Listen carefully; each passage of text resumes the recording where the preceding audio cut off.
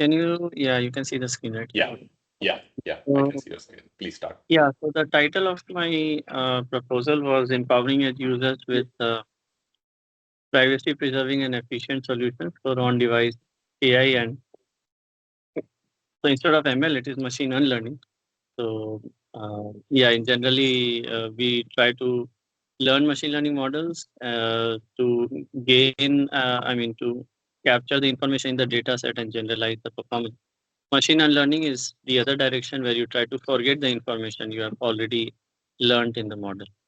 So this was focusing essentially on two key thrusts. So one was one was on-device AI, and then also machine learning. But this was just at the very high level. But of course, there were many components within it, which I'll cover now. Um, so in terms of project summary, since it's just a short time, so key, so my bread and butter and my own PhD and postdoc, a lot of, one of the major domains I worked in was federated learning. Actually, before I even begin all this, just one experience that I had while I was writing the proposal was that people, every person who is writing or has got the proposal has their his or her own perspective on why they got or did not get also. So, for example, I had asked few people who had got, and they told me completely opposite things at a high level. So I ended up doing what I felt was appropriate for my ideas and so on. So take all of this, whatever presentations you all see, with a grain of salt. So ultimately, you have to see what you really want in your work and whatever is appropriate to like highlight what you want to do properly. So this is very important. The key details and all, it's not that important. Okay, so yeah, so I had worked mainly in federated learning in my PhD and postdoc. So some introduction I gave what is federated learning, its privacy preserving distributed learning mechanism. And then of course the right to be forgotten was introduced. I also am looking into fairness aspects in all these problems.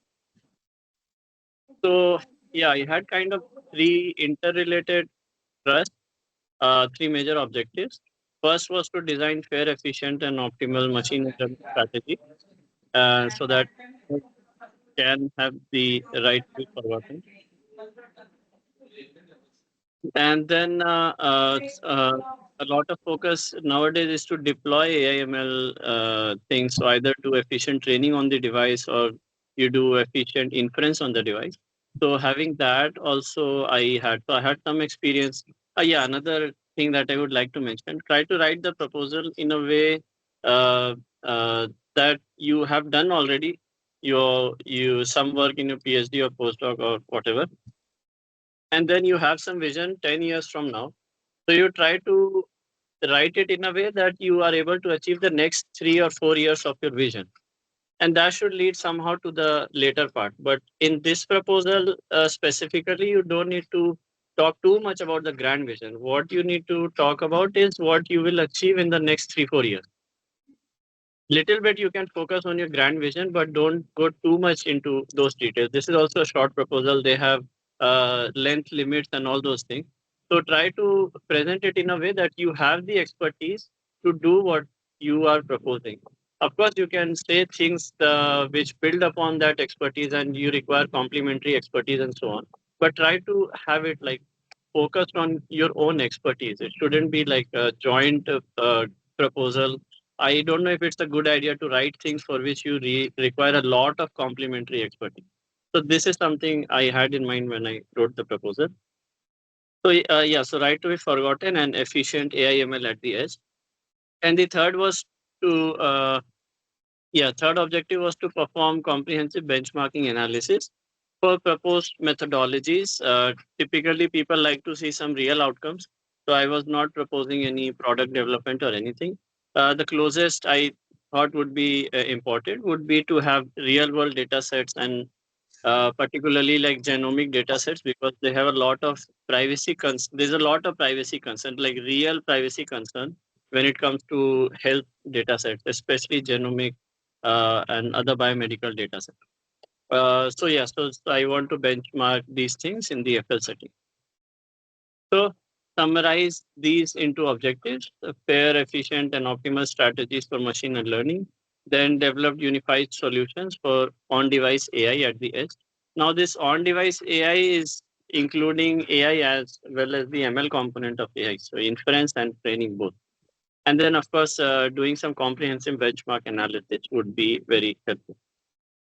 From all this, you would, of course, have so many keywords. Expected output and outcome, since it's very research focused, so you should have the ambition to publish many papers in conferences and journals. And I think it's a good idea to be open source as much as possible, to and also open source in a way that people can access your code. Many times we do paper submissions or we review papers, their code is just not implementable. They, I don't know, they just uh, up, create a subset of their code and then they upload. It never runs and so on. So if you are making things open source, try to have it in a way that it is presentable and accessible. So I also want to do those things. So making things open source also was one of the expected output. And of course, other outputs are related to algorithms and like fairness metrics maybe and strategies and so on. Okay, so these are standard topics, sustainability, and these are subheadings. I think you can select the most relevant one for you. And theme was also, I think, I selected from the list, and I don't need any mandatory clearances and so.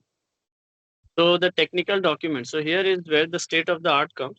So the way I thought about it was that what has been done in that area, small or big, both of course from things which I haven't collaborated on or haven't worked on myself, but also it should have a good enough component of what you have done already. So that's why in the state of art, I have my own work also cited, what I did in the direction that I'm proposing. And then second one also, yeah, selective unlearning of trained models and so on. The fairness concerns, especially when performance is good. So whatever work I had done, it's an important step in the direction that I want to do. But then it's not enough. So that's why we have to do something more. So I felt that in the state of the art, you should mention some of your own works also on which you are going to build. And this will also give a signal that you have the expertise to achieve what you want to achieve. Okay. And the second critical bottleneck was this efficient ML, AI ML. So there also I have some work in federated learning. I cited briefly described what it is, but then it also has limitations. For example, it's not for large transformer models. So one of the things that I have is to extend it to large transformer models. And there is some research area, so I kind of marked it. And then this other state of the art, what has been done on the data set front as well, and then what you would be doing what I would be doing in the biomedical side as well. Okay, and the origin of the proposal, it goes back to the initial idea from where all these things started. So yeah, so this is kind of why you want to do this work, why it is relevant, and so on. And then of course, so this is something I wrote. Yeah, so I also covered some state of the art again here, just to connect everything, the vision, and then state of the art, and what I'll do in some basic statement. Also, I thought it would be good idea to kind of connect it to nation building also.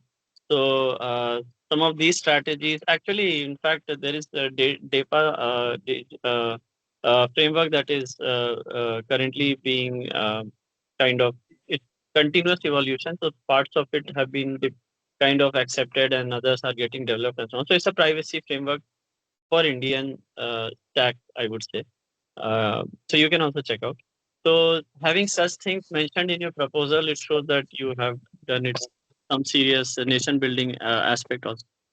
Sorry, is there any question? No, no, Okay, sir. so Can we finish in a minute or two? So yeah. yeah, sure, Yeah. sure, Go. yeah. So this is the end only. So the research plan, of course, you expand it a little bit. So these are different thrusts. So I have all these directions that I'm doing right now. So I masked all of this. And then thrust 2 is the objective 2 essentially. And then thrust 3 is the objective 3. So it was 3 years. I thought 3 would be good, but each of them, I don't know how much time exactly it will take. Some I have some progress, others I have little progress, but it started to work. And so key publications, list out everything that is important, bibliography, I guess we can skip. Do I need to go into all this? Equipment and all that? No, if there is questions, let's Okay. come back. I think let's keep Okay, the cool. content now. If there are any questions, particularly about budget, all this, then we can go back to these things. Okay, sounds good. Yeah, then I'm done. Yeah. Okay. Thanks. Yeah. Sure. Gautam? Gautam, do you want to go? Yes. Is my screen visible? Yeah. Yeah, so my project is on operational approaches to information leakage and applications to two problems. One is in information retrieval, one is in statistical learning. So this is mainly a theoretical project. It mainly builds upon mathematics. So I will just try to give you a sense of how my project looks like. I will start with the main document of the proposal, which is is there a question? Which is technical document. So this has mainly three parts. First one is state of the art. So I have slightly abridged my proposal so that the structure is immediately clear to anyone with any background. Um, so in the state of the art section, I have mainly introduced the notion of information leakage, which is the main um, concept that I'm building up in my proposal and applying to some other fields. So in the first few paragraphs, I have done that. I have tried to connect it with some of my works, which is closely related to that. And I also introduced the other fields in the title, which is information retrieval and um statistical learning. So it mainly touches upon various works, including my work. In the origin of the proposal, I tried to identify the gaps that I mentioned in the state of the art towards the proposal's main um, problem statement. So in the origin of the proposal, I mainly did that. I tried to identify the gap mentioned in the state of the art and tried to connect it to the objective of the proposal, which is coming in the next section. So my research plan has mainly three primary objectives in relation to the above discussion. I just noted them down in three items. And for each of the item, I had an elaborate way of how I am planning to tackle. So three paragraphs are there for each of the three bullet आपका time points. चल ही रहा है भैया, सुबह भी था कल रात को भी था, आपका टाइम कहाँ रुकता है? And um, and then there is a timeline which is generally good to have in the proposal. Like in this months, I will do this. In this part of the year, I will do this. So this will complete the main technical content. Then we have, just want to show you budget also once. So, uh,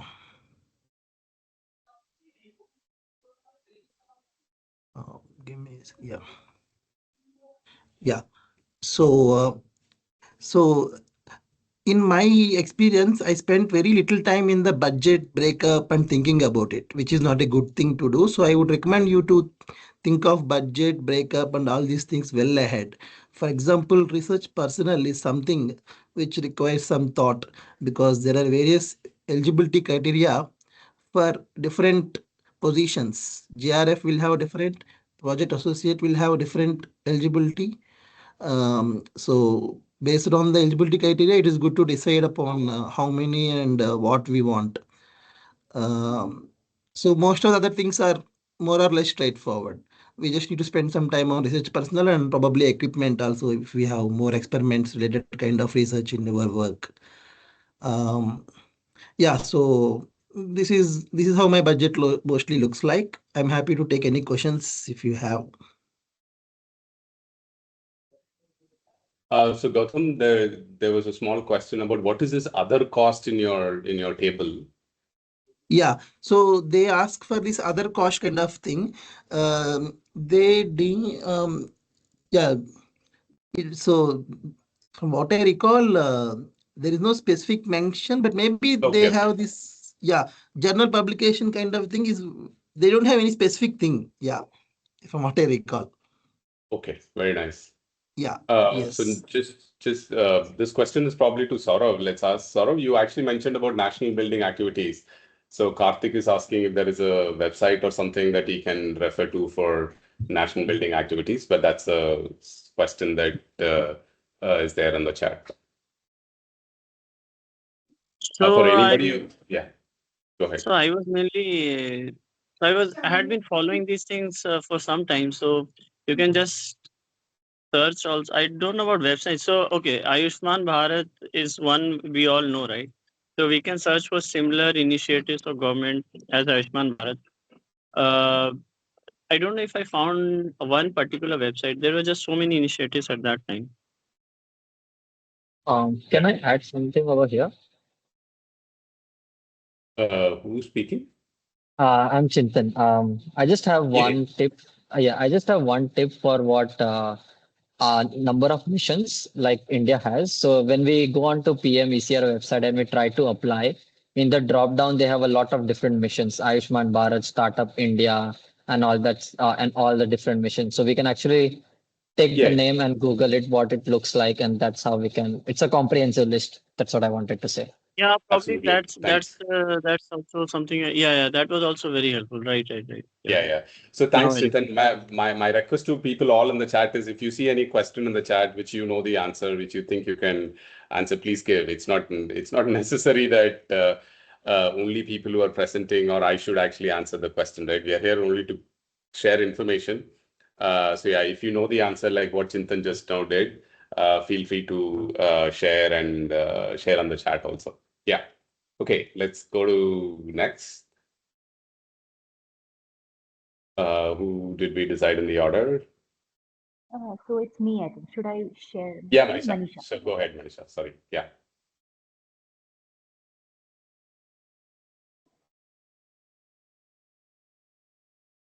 Is the window visible?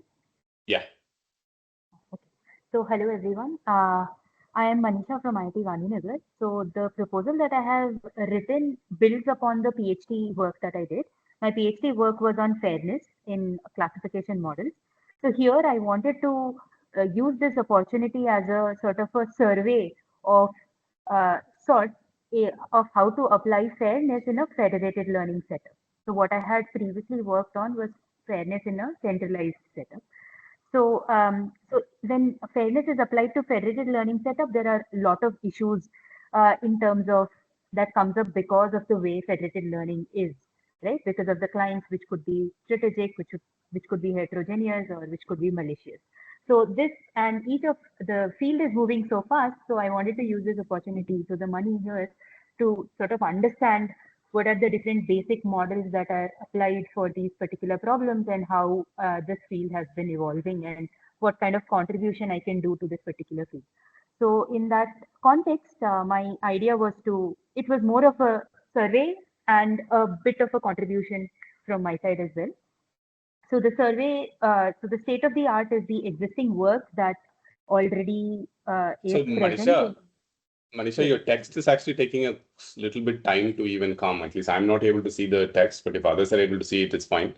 But for me, it's very, very smudged and it's taking a while. I don't know whether it's just a bandwidth issue or it's something else. Is everybody else able to see the text well? Even I can't see. Yeah, Okay. Manisha. Okay, can you reduce the size and see whether it's getting better? No, Manisha, it's still the same. Yeah. Okay. Nobody's able to see it well.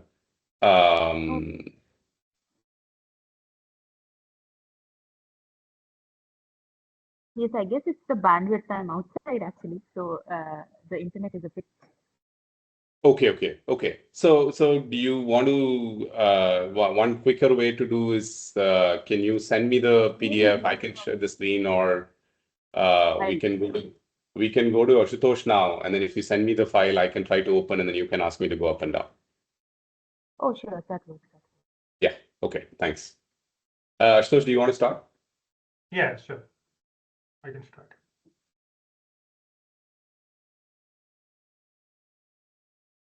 Okay, so first of all, thank you, Professor Giri, for inviting me for this wonderful interactive session that probably can help, the candidate who are seeking to apply for this particular grant. So I'm from IIT Kharagpur. I actually work in the area of affordable healthcare.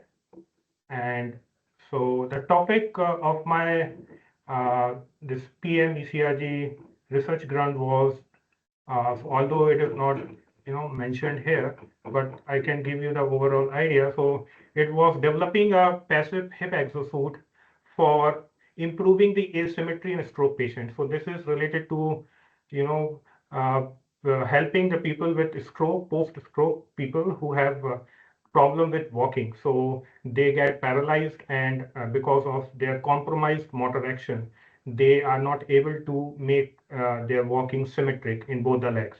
So I'm proposing hip exosuit that can help them to maintain their symmetry. So hip exosuit is again an assistive sort of device. So the overall idea of this project is to propose both engineering as well as the scientific component in it. So it contains both scientific inquiry as well as development of some equipment, that is hip exosuit. So before I actually go into my overall proposal, I would like to emphasize here, based on my interaction with some of the awardees, and also based on some who do not achieve this award. So the overall feedback was that if you can include some translational component to your project, right?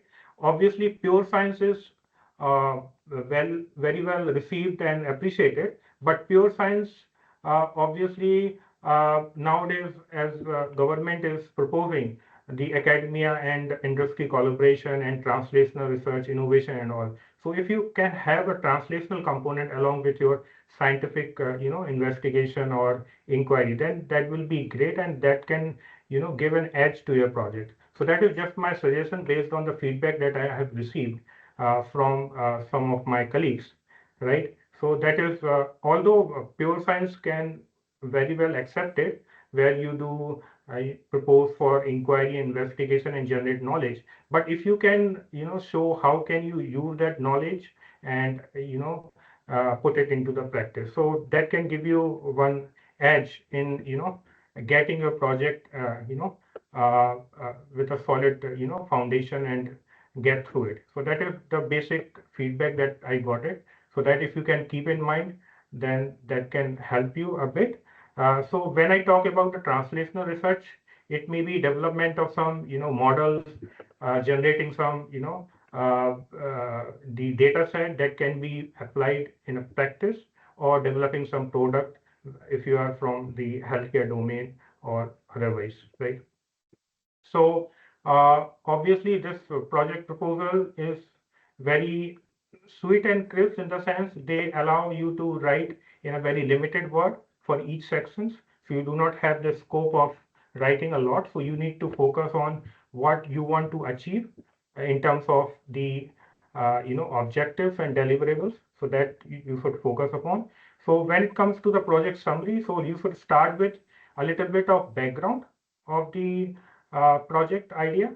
For example, if I can tell you from my project, so I started with how asymmetric gait basically affect the overall health of the stroke patient, and what consequences it can have in their overall health. Then what are the different available techniques that are there to balance their gait or to make their gait symmetric. So this comes into the background part of it. Then obviously comes the motivation, right? So motivation in the sense, what are existing things available, and what is a gap in it, right? So you need to mention that. And then you need to come up with your proposal, your idea, and then you can write your application part of it, the advantage of your proposed technique or solutions to it. So this will come into the project summary, and this has a limited word. I don't remember what exactly the word limit is, but this is how you can write it here, right? And then everything what you have wrote in the project summary, that will boil down to a few objectives. And so, for example, as I told you, I have two components in it. One is the engineering, where I propose to develop the HIP exosuit, and then using those HIP exosuit, I propose to investigate some findings in it.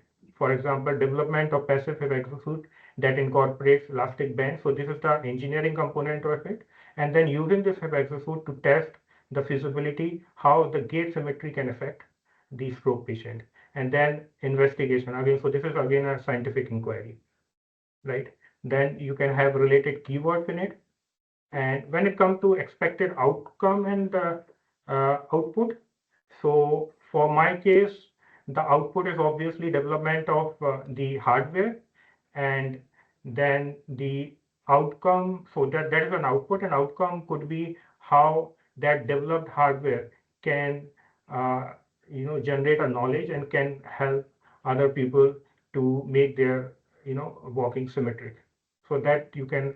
So I have I think 4 odd outputs and outcomes in my project, right? And then obviously you have a drop-down menu where you can select these words: suitability of proposed work in major national initiatives. So I have selected Swachh Bharat, Startup India, and Innovative India.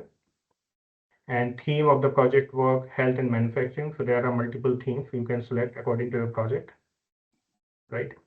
And when it comes to the state of art, so state of art, basically you need to mention what already there in the literature when it comes to improvement of gait symmetry in stroke patients. So split belt treadmill, for example, is a popular method to improve gait symmetry. So you can write about that. And so there can be other methods that you can put here in the state of art. And origin of the project. So the idea behind my proposal, right? My technique or my method. So that how it came into being. And if you have some, preliminary work based on your past work in your PhD or postdoc, if it is your PhD or postdoc work, then you can write in the origin of the proposal, right? So this can definitely give an edge to your project if you have some preliminary work. And then comes the research plan, obviously. So research plan, you need to mention your objectives and then hypothesis, and then how will you execute this whole project. So I have divided this whole project into 4 different parts. So development of, for example, development of passive HIP exosuit, then testing of 6 different configuration of it, and then 2 investigations, right? And then you can have a Gantt chart where you can propose a milestone, maybe quarterly, and then you can elaborate your methods. For example, development of HIP exosuit and testing. So how will you do it, right? So this is all the details about it. And right, so how will you execute the whole project, and how will you investigate using this HIP exosuit, right?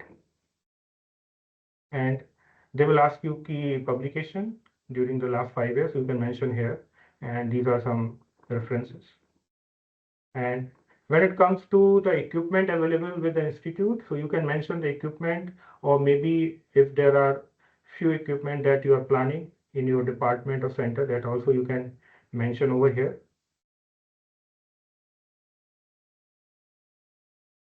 And so this is the budget part. So again, I will give you one feedback that I have received.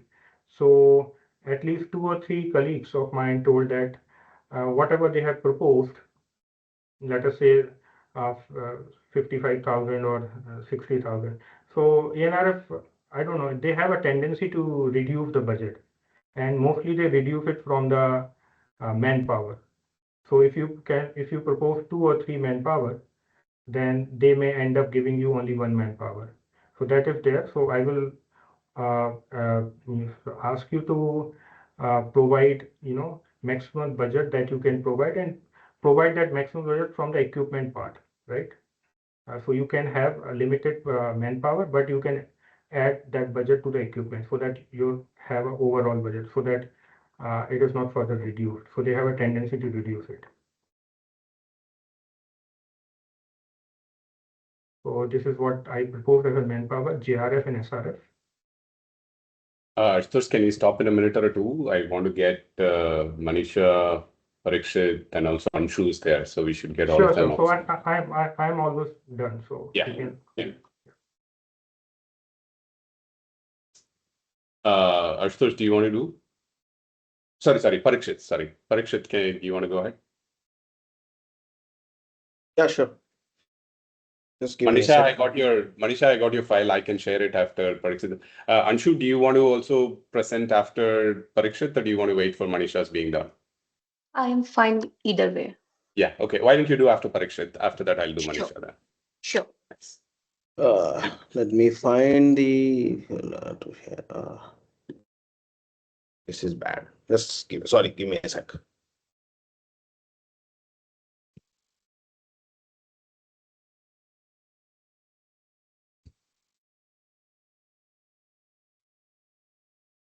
Professor, in the meantime, can I ask a question?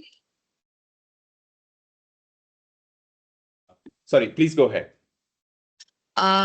Professor, I come from the Department of Social Sciences, MBA. Right. Are we eligible to apply for this PMECRG, sir? I think you're asking the question on the side. I was going to ask everybody, does anybody else know the answer? But if not, I'm sure it is written somewhere on the page or something. I don't know exactly the answer. But does anybody have any pointer for this question? Otherwise, if you ping me again, I'll find the answer and give it to you. Yes, sir. We'll do that. Right. It looks like nobody knows the answer. So I will find the answer for that. Okay, sir. Okay. Thank you. So how do I get from you, sir? I'll contact you on LinkedIn. Yeah, by email. Yeah, I'll find the answer by then. Yeah. Yes. Thank you, Professor. Thanks. Yeah, go ahead, Parikshit. Okay, hi all. I think everybody shared the screen and the part of the proposal which you need to fill on ANRF website. So I'm starting from tech document, pretty much standard stuff, right? How figured out. So my proposal was written in LaTeX, so it will look quite dense, right? Because I generally write verbose things, so I needed more space. So it's margins and everything. I made my own format, so I'm not following the Word format. Very bad at writing words. So that's hint one. If you want to write a very dense proposal, I think a good idea is to use LaTeX. It will allow you to write dense proposal. So I'll have some general advice, one general advice which I follow. Okay. I think somebody having a question. Parikshit, Okay. you continue, Parikshit. If anybody speaks, I will manage them. Don't worry. Okay. So I have a general advice on how I write proposal or how I learned during my postdoc stay, and they taught how to write proposals during postdoc, luckily. So when I came, it was just 2 weeks down. 2 weeks, within 2 weeks, I needed to submit ECRC last time when I came, and luckily I got it.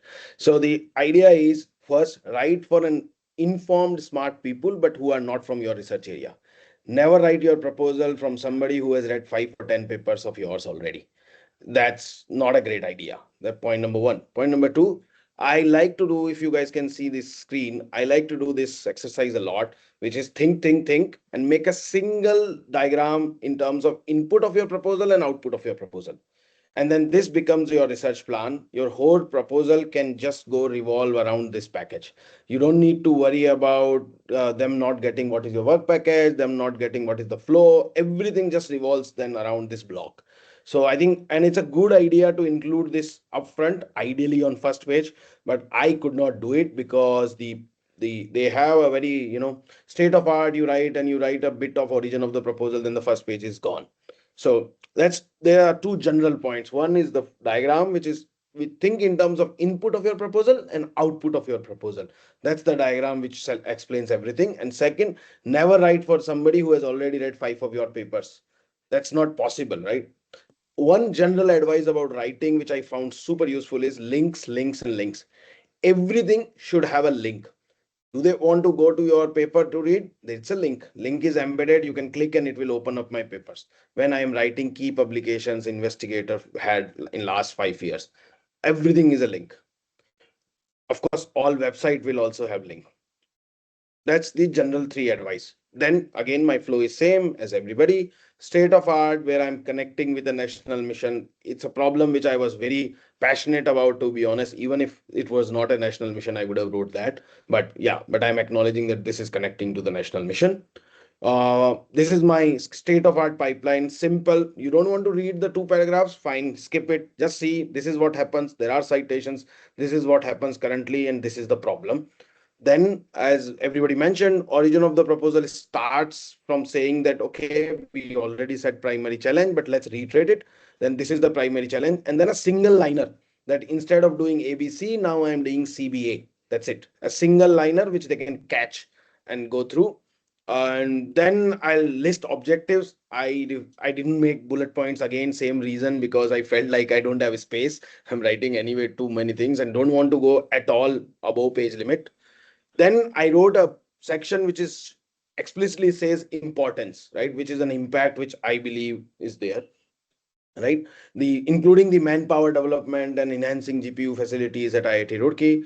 By the way, I think I forgot to mention my proposal is on electrical engineering, but it's not using any electrical engineering. It's purely a machine learning based physics informed learning proposal. But by reading it, it should not look like I'm trying to do a general theory if I'm not trying to do that. I personally feel if you want to do theory, just make it explicit. Yeah, I want to do theory. No apologies needed, like, upfront. But if you want to solve an application, then talk about the application and then say that the method I'm building is actually to solve this problem better than state of art. Then I go to research plan. I start with my diagram. As you can see, my diagram automatically have work packages identified. Then or after making this diagram, actually all what is left is to make the, like, just elaborate package 1, package 2, package 3. I use a bit of footnotes. Some people don't like it, but I like it in proposal that, hey, if you know what is a proxy, don't read it. If you want to know what is a proxy, go and read down. Like, if you don't know, right? Depending upon how familiar a reader of the proposal is, given I don't know the audience. Then the importance in, like, this is just basically work package going on. My method, whatever bare minimum math required, neither more nor less. Whatever is required, it's written. It's quite densely written. As you can see, the spaces on the left and right is easy. If I write a lot of equation, I generally write a text also around it so that you can read the text and get the idea what I'm doing. There were some questions on budget, so I'll come on budget. One point about budget is justify what you are asking. It's very easy for us to say that they cut the budget, but if your proposal doesn't look like you need let's say H100 GPU, then there is no point. Should they give you H100 GPU, right? So let's do the best from our side. Justify your proposal as much as you can. So I read some papers, I used some of my data to justify how many GPU hours I will need, how many model parameters I will have, what am I targeting. I mean, these are like, okay, you may not know everything, but a back of the envelope calculation would do, and you should do a back of the envelope calculation. Especially like computational resource or how many hours you will need something, all these things. Then potential user, again, in key publications, I would highly I would highly recommend use links, because it's easy. Somebody can click, they don't need to Google, it just goes. And one quick case, like, you can do it in reverse order on chronological order, which ideally we all follow, but just sometimes out of haste we forget. Reverse chronological order with numbers and then the bibliography. Two more things about budget quickly, then I'll stop. One is that somebody told me, which is a good advice when I was doing postdoc, that your budget of manpower and equipment goes in hand in hand. Like, if you are asking one JRF, then you are only asking one computer. You cannot ask two JRF and one computer. What will the other person do? Like, how are you planning? Second, in a 70 or 60 lakh budget, you need to understand that you are training somebody for 3 years JRF, right? You will not have that much work that you need an two JRFs, right? So need to be very focused and clear. Then manpower budget is fine. a lot of experiences, past people told me that they cut budget, they only cut 300 rupees out of my proposal. So I can guarantee that if you justify, they give you the thing, as far as my experience, right? But the whole point is, can you tie it so closely? Don't write any random number that they will cut and you increase. That's fine. If they cut and they say, okay, do it in 10 lakh, you can deny. It's if it is that important, like I can't do it in 10 lakh, that is fine. But of course, you cannot say that I will double the 4 lakh and 5 lakh and I mean manpower number. So I use this fun formula that, okay, one equipment, one person. That's it. So if you have one equipment, you ask for one person, and then you can argue that I need that person and which you actually need. And justify in methodology as much as equipment you need. And yeah, and the other cost somebody asked. So other cost, I wrote an explanation which was actually for publication cost, because a lot of journals now, good journals have become completely open access. So like Europe based journals are now completely open access. You need to pay, even no matter how, like it's not any predatory shit.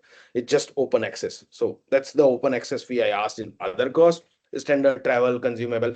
One thing is, like if you're doing a soft work, please do not go heavy on consumables. It's not justifiable. You are not running a chemical, so you don't need something which consumes. So you need to understand that, okay, they have a limit of 10%, but you cannot ask that, okay, 30% of my consumable is, what will you buy? Wires, HDMI cables, so all these like brainstorming budget should be like understandably what you need, write that, justify that, and I think that's the best formula to write budget.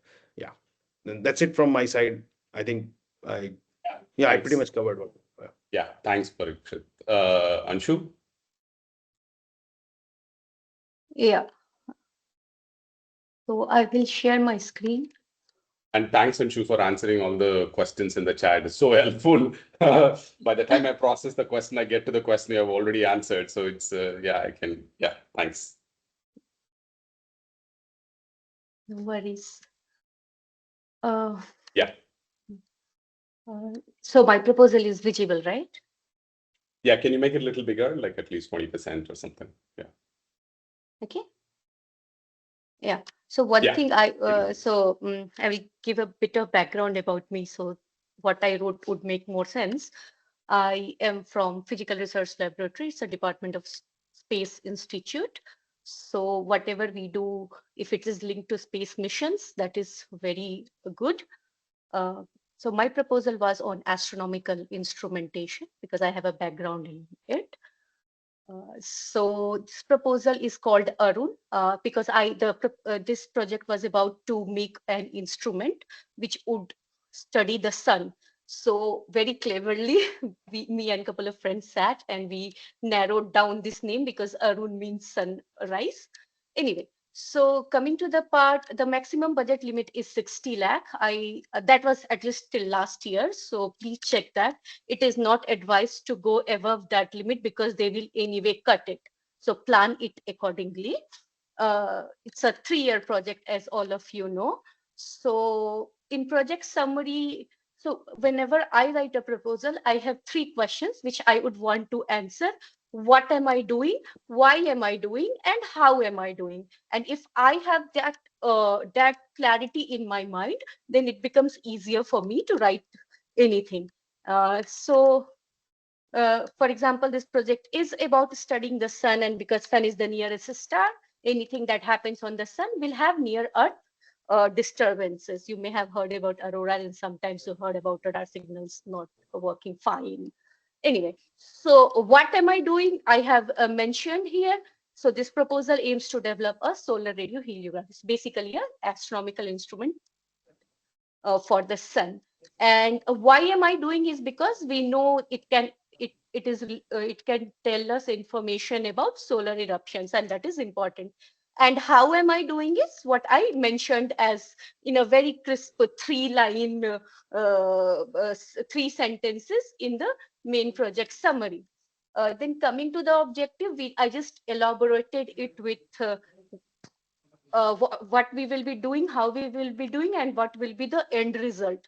And because I am from Department of Space, I would really like to connect whatever I do to any space mission. And recently, ISRO has launched Aditya L1, and that is how I could link it to Aditya L1. because that is also studying the sun from the space. Because other national mission, I would not be able to do that, and that is why that option went empty for me. It is very important to know what is the expected output, and for that I mean, other people have also mentioned quite nicely that they will have some publication or have open source codes. For me, because it's an instrument, so the end product will be an instrument, but if I am building an instrument, there should be some science out of it. So I try to be a little bit more ambitious, and we have mentioned that it would be a state-of-the-art solar radio imaging facility in India, because at present there is none. And any other relevant information, if you want to mention, is very important, because I have a background in astronomical instrumentation and this project is about that. So what I thought to mention is, if I could connect whatever I am proposing to what expertise I have. For example, since it's a radio instrument, I built a couple of two instruments during my PhD, and then during my postdoc, I also built one space-based instrument. So I could connect all these. So as everyone has rightly mentioned, if you can connect your expertise to this project, that would be really helpful. It doesn't make sense to do something completely new, because the committee should also know that within 3 years, because a short period of time, you would be able to finish or execute this project. So as mentioned, it's not related to any of the themes, and also it's no. Coming to state of the art, so they already gave a document and we have to follow those. We can have more subsections inside, but the overall section should be what they have mentioned in the proposal, and which everyone was showing. So state of the art means what is the current national and international landscape. So for me, I usually like to present things in like how the previous speaker was talking about. They have a chart in mind to put it up so that it's clearly stated to anyone who is reading it. So for me, I made a current national and international scenario, and this is the field, this is the time zone I am going to work on for this instrument. It's completely empty, and I think that really helped me, because there is no currently operational astronomical radio facility in Asian time zone, and that is what I think was the selling point for my proposal. Coming to the origin of the proposal, again, we of course do not do anything completely new. We are building up since our PhD and postdoc to build up this project kind of. So you link to how this started and why this is needed. So that is in one. I like the previous speaker did it very nicely. Highlight he put it in bold, and I would definitely suggest that. I usually do that. I didn't do it for this proposal, but it's always helpful if you can highlight, bold, italics, or in a different color the selling point of your proposal, because it's read by like, for example, it's an instrument project, but I submitted it in physics, because astronomy comes, like subsection comes under physics. So I do not expect that a radio astronomer would be reading it. So general physics committee member would be reading it. So it has to be a bit generic. What I also added is, though it's going to benefit, say, India space program, how it is also going to benefit the institute I am in. So that would also be nice if you have a connecting program. If you don't have, it doesn't matter much, but that is what I try to highlight here, that it is going to complement what we already have. Research plan, again, I like to divide it into work packages. I think most of us did. So basically, I have a work for 3 years. I have 3 work packages. What I want to do, what is my objective, and how I will be doing it. And that is what I have divided here in 3 work packages. Since I was building, so I joined in August, and the deadline was on 28th November. So I had, say, almost 2 months of time. So what I did was, I did preliminary study, did some simulations, and I showed in my proposal itself how the expected result would look like if I build this instrument. And that is what I have shown. It's not recommended much, but I had time in hand, so I could do it. I also did so I try to be very specific number wise, because we are building an instrument and we should know in and out of it. So I did a lot of theoretical calculations, put out those numbers which will be expected or what would be the output of the project. And that was also another point for me, because these numbers are very rare to get with ground-based instrument, and we could do it.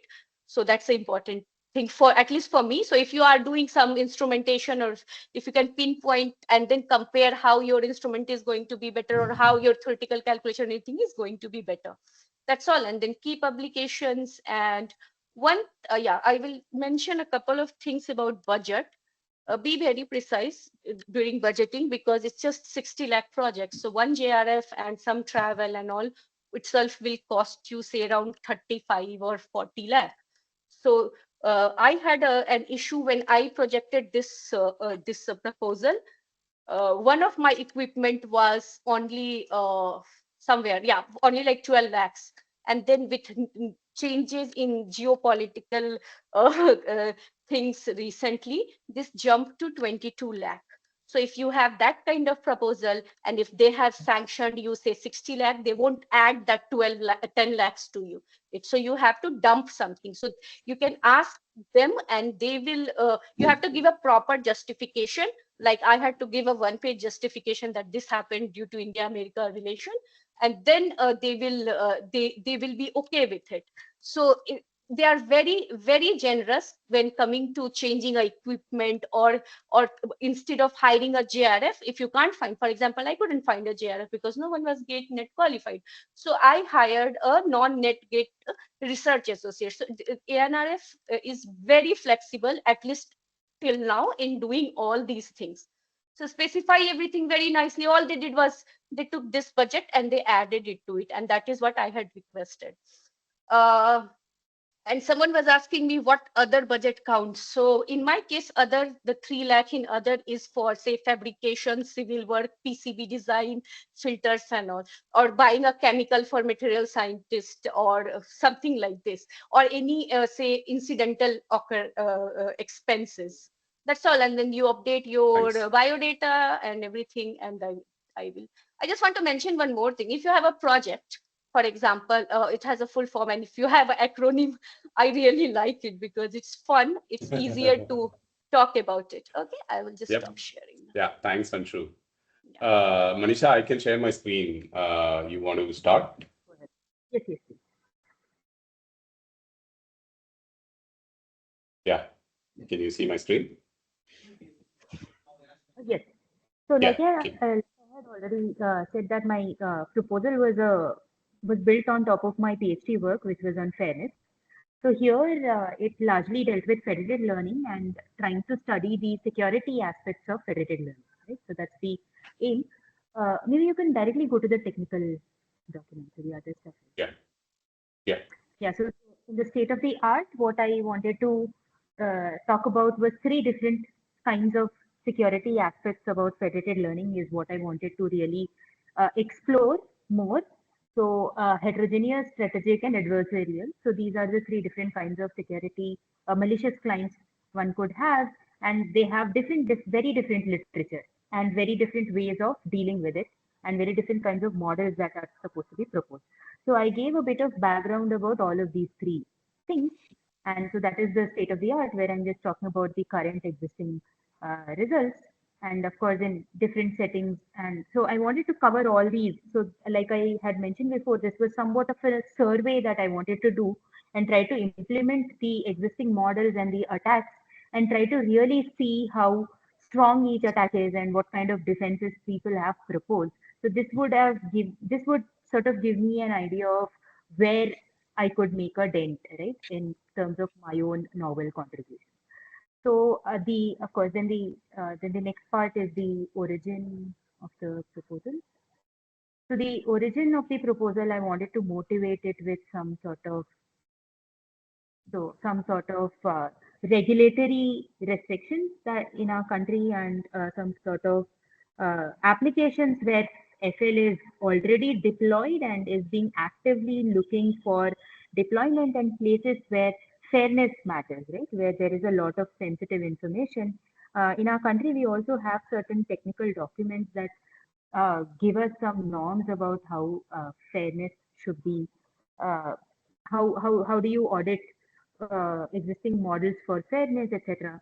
So Yeah, but so in this proposal, largely I focused on the regulations abroad, but very off late we also have Indian sort of norms coming up.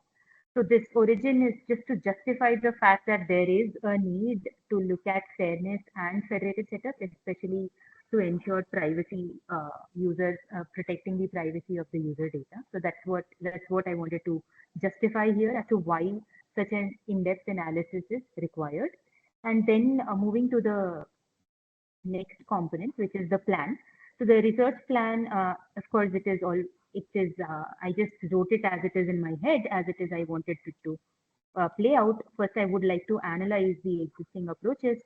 And then, of course, for each of these existing approaches and different possible clients that are there, malicious clients, what kind of a fairness algorithm or aggregation algorithm you can propose. Right? So these are, and while proposing such aggregation algorithms, there is a lot of technical content, technical novelty that is required. Right? So that is in terms of game theoretic or robustness literature. So those are the third and the fourth component of my. So the first is analyze, the second is proposing some algorithm, and then incorporating some sort of novelty in terms of the aggregating solution, so as to overcome the issues that the current or the existing models face. So this is what largely was there in my head, and by the end of it, uh, if you see so this is the timeline. So I just have the monthly timeline. So you start with the literature survey. So the first year almost is spent in benchmarking the existing algorithms, and towards the end, we would be trying to develop some new kind of a models, and then we would go more into the details of the novelty in terms of what we are proposing. And then, of course, the key publications here would be since I have already some work done here, so I could show some sort of a relevance and capability of actually executing this work, given that I had some existing work on this. And apart from that, this project is resource intensive because it involves training models across multiple clients, and in academic environment, you cannot simulate clients in a parallel way. All of the computation has to happen sequentially. So the larger number of clients there are, the more compute you need. So my entire budget was for the equipment, which was servers. These are some of the existing servers available, but not accessible to the entire institute. So it was a dire need of servers for me, at least for my students who are starting to actually do the benchmarking right now. So maybe you can scroll a bit. The budget is there. So the budget is entirely for my equipment, which is about majority of the budget. Then I had one JRF. I requested for one JRF, but in the hindsight, I felt that in my college I have enough students to actually conduct this research. Even putting a bit more on the equipment and a little less on the manpower would have worked for me as well, right? And a bit of travel and overhead. So that's it. It's not a very so the outcomes, of course, from this project is in terms of publications and benchmarking results, right? So that's what the outcome of this. Okay. So that's it. Happy to take questions. Thank you. Thank you. Yeah, thanks. Yeah. Okay, so that's all we had planned for sort of say content from different awardees this time. Now we can actually start thinking about questions. There were questions about, are we going to read the questions? I think reading the questions was not the point. I think many of the questions that were in the forms actually come. If you have anything more and I would also highly request people asking the question to just scroll up and down to see whether the question is already answered. Some questions I thought that was repeating. It'll be nice if you can just see the questions that were asked before, and if there is no answer, and if you really want the answer to the question, we can talk about it. Again, can we also give a round of applause for everybody who presented the current awardees, Saurav, Gautam, Ashutosh, Anshu, Parikshit, and Manisha. I think thanks to them, my job was only to get them together, and it'll be also nice if all of them are on video. Actually speaking, why don't we do this? Why don't we get everybody on the video? Yeah, PK, I have a quick point which I forgot to mention. So there is a Prism portal which will give each and every proposal which was accepted, summary and all to everybody. I just put in the link. It's SERB's ANRF proposal. When CEO of ANRF came last time, I discovered it. It's a really nice thing. NSF in US have it. So you can go filter out your area. I mean, some searching because it's not a best GUI, I must admit. But what you can do is you can find each and every proposal in ECRG which was submitted, accepted last time, all 700 odd.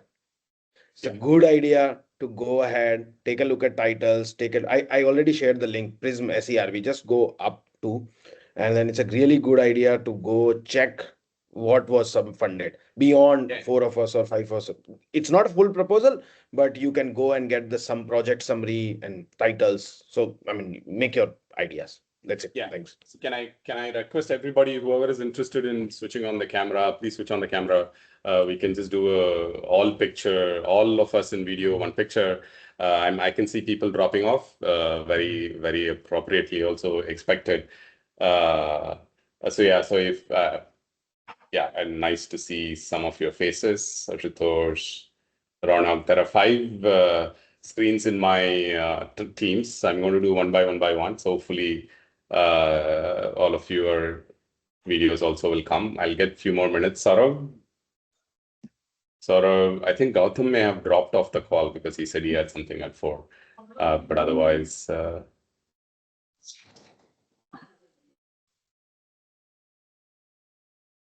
okay, let me take the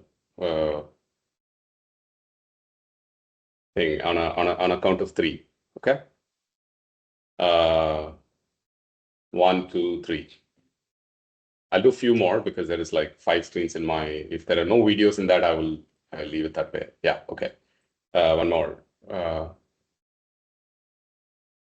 1, 2, 3. Okay. I don't know why all the videos can't come together. They're all split in 5 different screens. Okay. I see Sai Kiran and all. Very good, Sai Kiran. Yeah.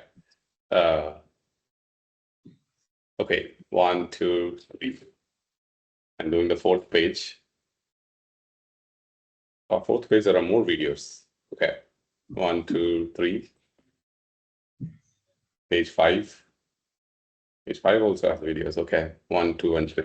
Okay. We can stop now. I will stop the picture or anything. Now let's take questions. I see. I will. Please raise your hand and we can get you ask the question, and we can go ahead. Like Chintan. Yeah. So thank you for organizing this, Dr. Peak. It's really helpful, and I was struggling with writing the grant. So what I realized is after I wrote and I read it personally, and I also gave it to my advisor, we saw that it's a lot is repetitive. So is from the to the awardees, is it okay to repeat some of the concepts in various sections, or is it complete no? It's okay to repeat what you want to do, but I don't think it's okay to repeat methodology too much. But it's absolutely okay and reiterate what you want to do. Like how I would do is I would say, okay, this is the methodology, and then I'll repeat, okay, this will do this, which I already told you before. And this will do this, which I already told you before. So your methodology is connected with what you are trying to do. So that it's like a story, but awesome. Not too much methodologically. I'm a computer science professor, so I'm part of the computer science whatever vertical. So as a reviewer, also I think it's not a problem to repeat. It's okay to repeat, but keep it minimal and emphasize on the point that you want to do. That's it. Yeah. And just another follow-up question to that. So because I work in the life science domain, and sometimes the protocols are so elaborate. So I'm always, is it okay to just say, for example, I'm just using a technique, let's say mass spectrometry. So can I just say that this would be analyzed using mass spectrometry, or do I actually need to mention of what I will do, what the results I'll put, or just mentioning the technique is fine and a reference to that? So I'll pick on what I think Parikshit said earlier, but I think as an evaluator also I can see that. So please expect so if you look at the review, expect the proposal to be reviewed by somebody in your discipline only, broadly. They may not be exactly in the area of work that you are doing. For example, there is a vertical called computer science. In computer science, there may be privacy, there may be, I don't know, HCI, there may be compilers, there may be all of this, but please expect the committee that is reviewing to have altogether have idea about what your proposal is. May not be that reviewer who saw the proposal who has an idea about your, the reviewer who reviewed your proposal may not have that idea of the proposal, but generally when they sit and discuss, they should be able to pick up what your proposal is very easily. Assume that they are technically savvy, but not expert in your area. That's my keyword. This was the keyword that was given to me when I was a PhD student. Reviewers assume that they're technically savvy, but not expert in your area. Okay.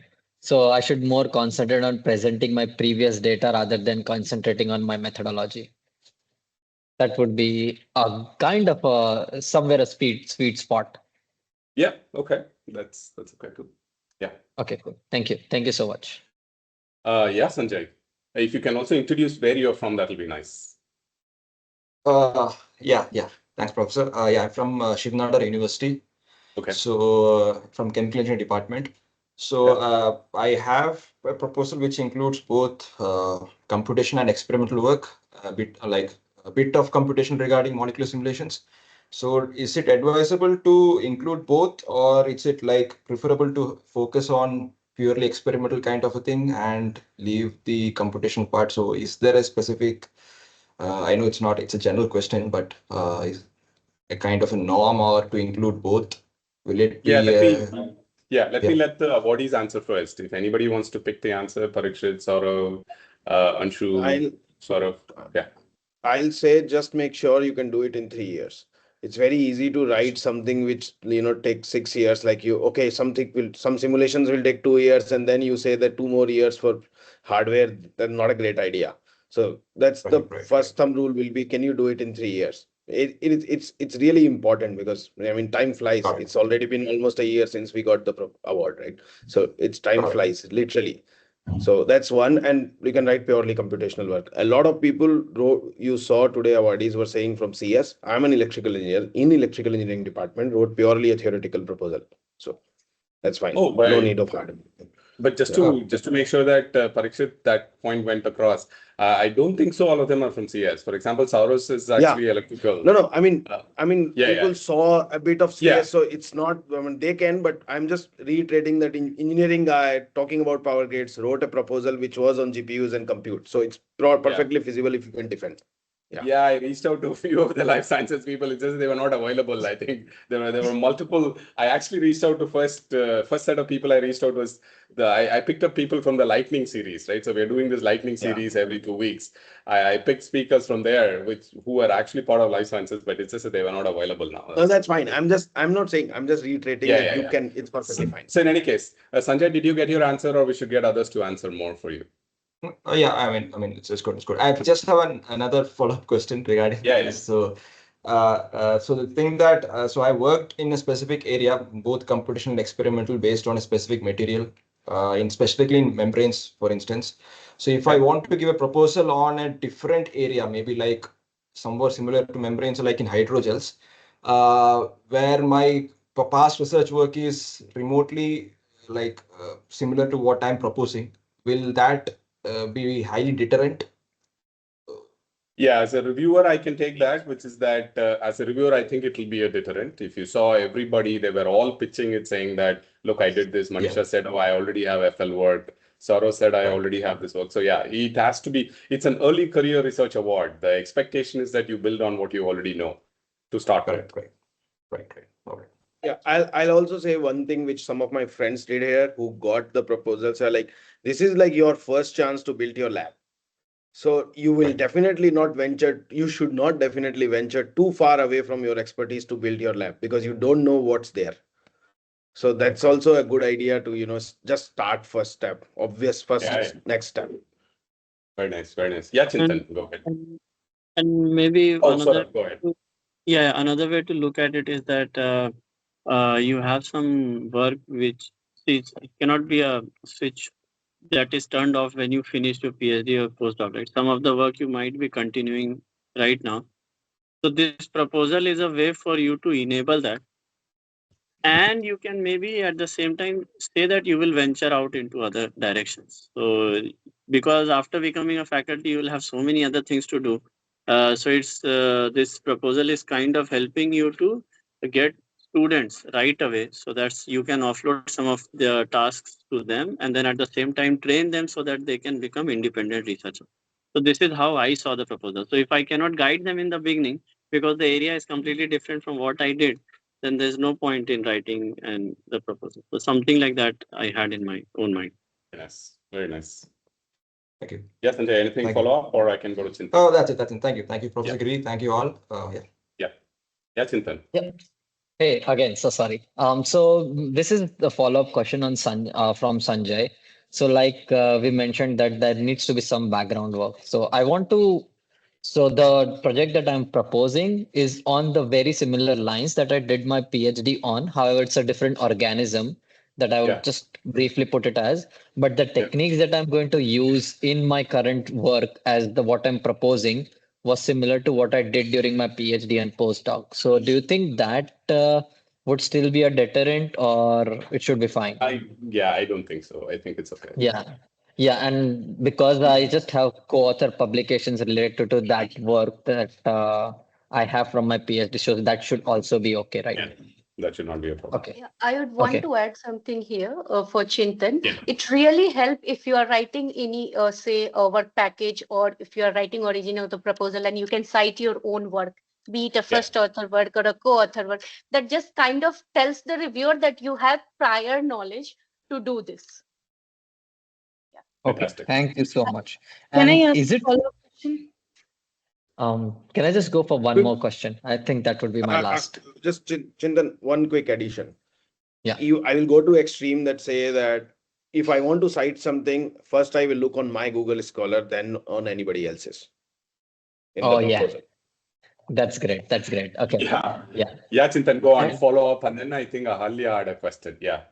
So one single question is that my thesis is in embargo mode, but my project is kind of from my thesis.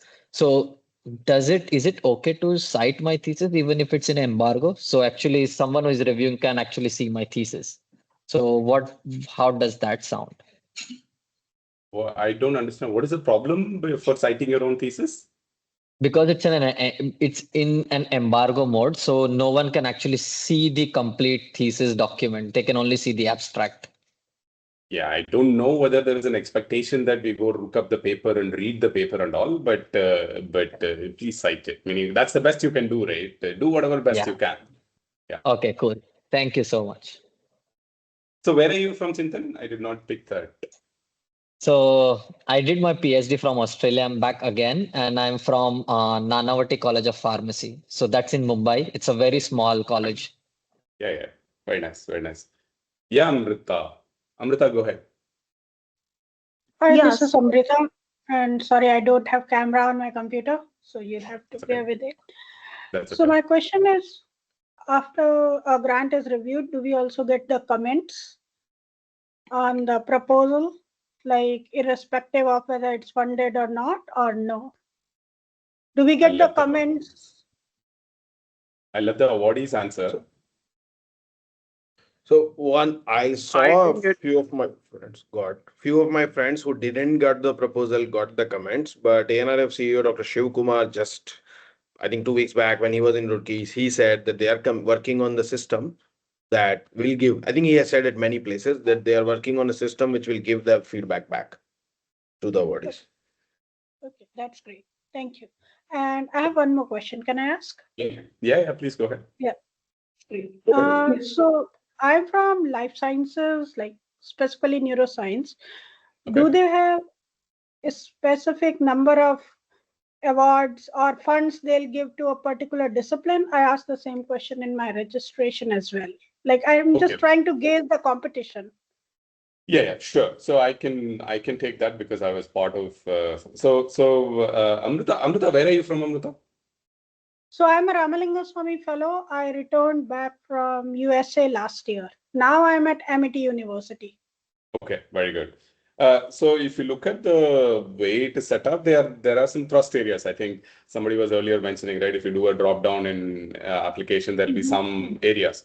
So when you submit your application, you're going to send it to that particular, so to say, vertical. Totally, there are a number of, so to say, awardees are kind of ballpark number they know. And then the reviewers look at all the applications that are reviewed, and each of the vertical gets some proportion of this total. That's how the model works.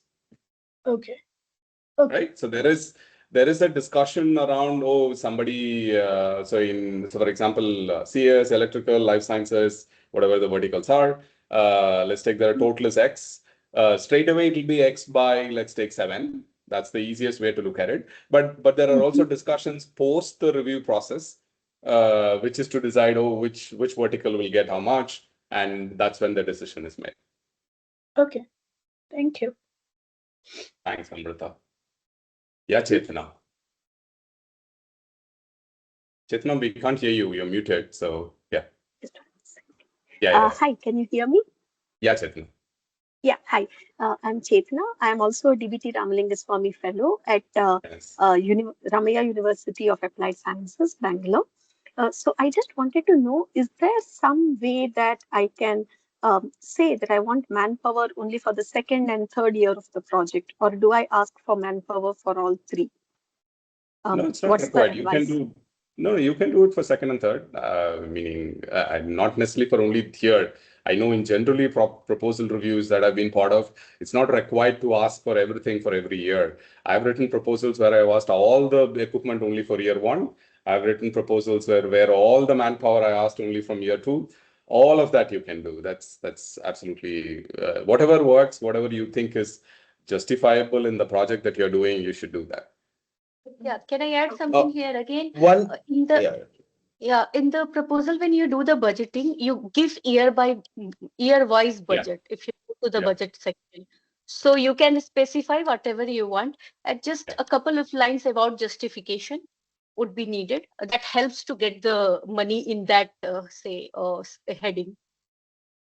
Okay. Actually, one caveat I would say is remember, if like as a new starter at, let's say when I started IIT Roorkee, remember anybody who comes will take time to build the capacity to do what you want to do. So I mean, I understand you can do it technically for next 2 years, but expecting somebody to just come and start producing output, I mean, JRF or are we hiring JRF or postdoc depending on that?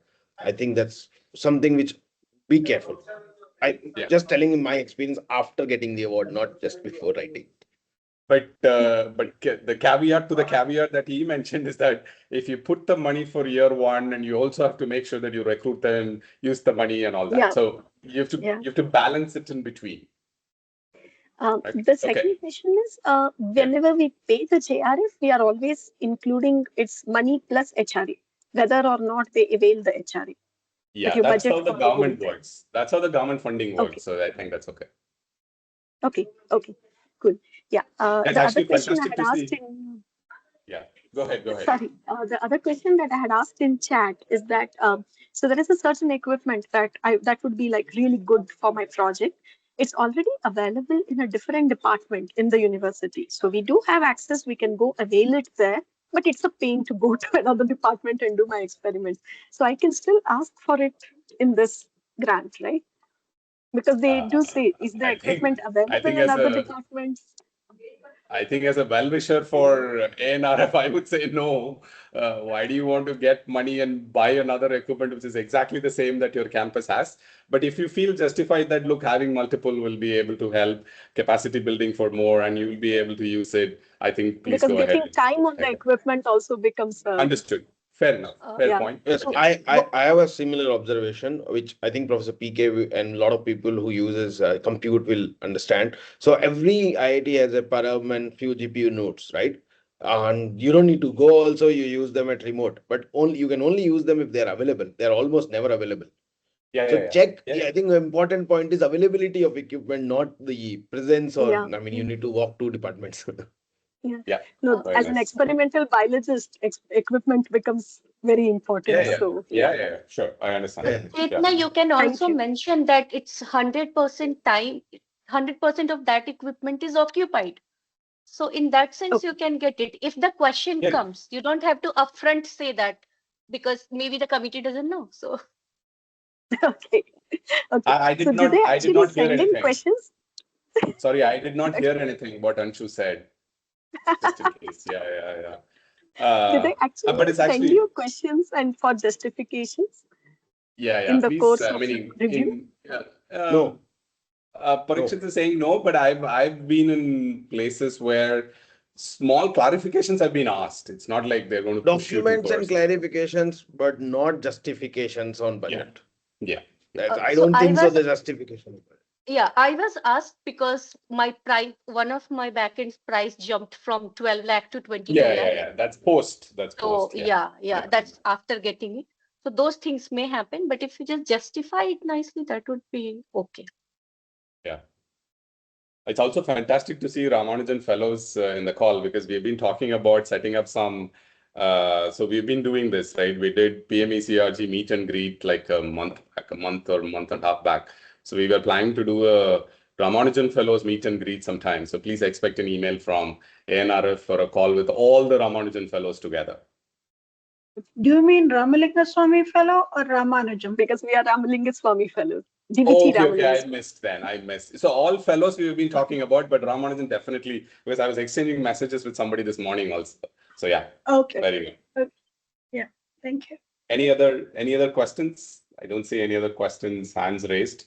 But yeah, feel free. I'm assuming people have already connected. I saw some LinkedIn's posts going, links going. So hopefully, yeah, Chintan. Let's do Jayashree Chintan if it's okay, and then come to you. Yeah, sure. Yeah, Jayashree.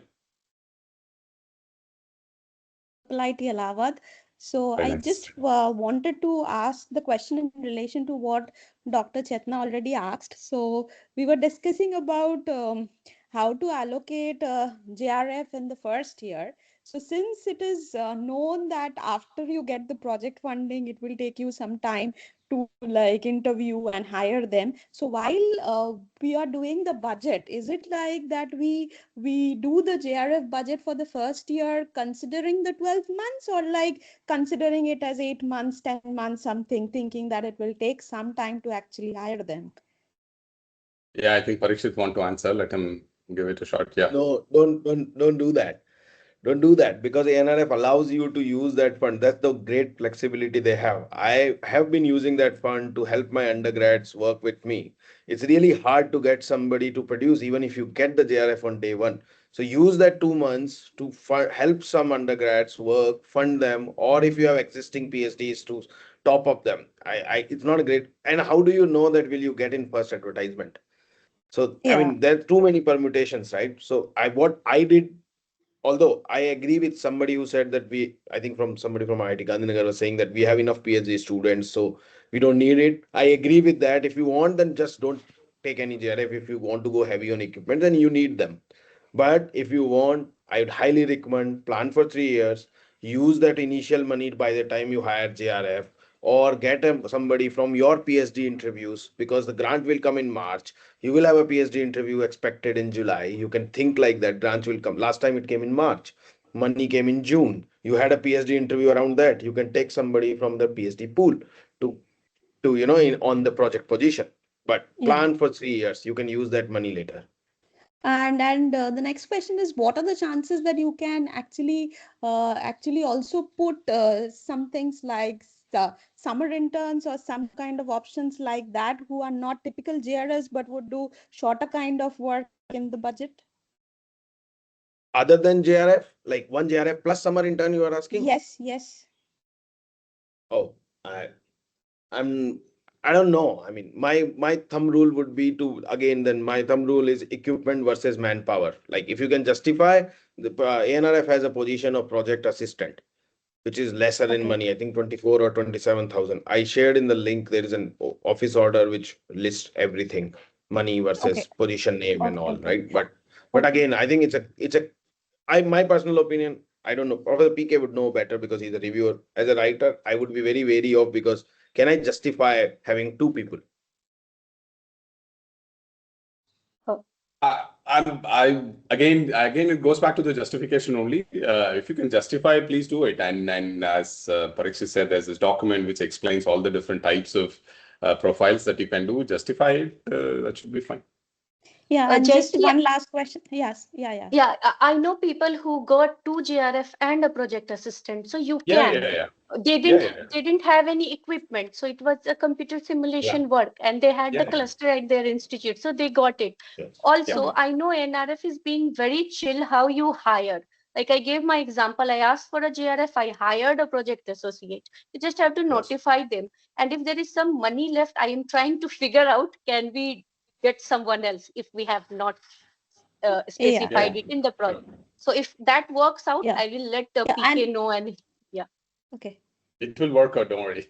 Okay, thanks. One last question. So I'm mainly I'm from the computer science background, but writing a project related to networks and network security. So I also see that in the drop down it comes up that you can also mainly related to wireless communications and so on. So while selecting in the drop down, I also see there is communication engineering, and then there is also computer science engineering. So is it advisable to typically go for computer science engineering versus communication engineering? So that I think you have to make a judgment for yourself. But I think in your case, just a few lines that you said, I think I would go to communication than CS. That's all. Because CS has a different bend to it, at least the classical way of looking at it. Particularly given the MLAI thing, there'll be loads of that in that side. So if you want to keep what you've just now said, I think it's more like communication side is what I would say. Okay. Thank you so much. Thank you. Thanks, Chintan. Let's put yours as the last question, Chintan, if you have any. It's 4:30. So I also want to wrap it up. No, I think it was answered in the chat. Okay. So it's fine. Very good. Very good. Again, super nice. Super nice to see so many 56 of us are online after 90 minutes. Good luck with all your proposals. I'm pretty sure when we do the meet and greet next year, I will see some of you there in the call. Hoping to see most of you in the call. But thanks again for joining the call. Good luck with the proposal. Do super cool work. Hopefully, I'll see you or interact with you at some point in time. Enjoy the rest of this Saturday and Sunday. Bye-bye. Bye.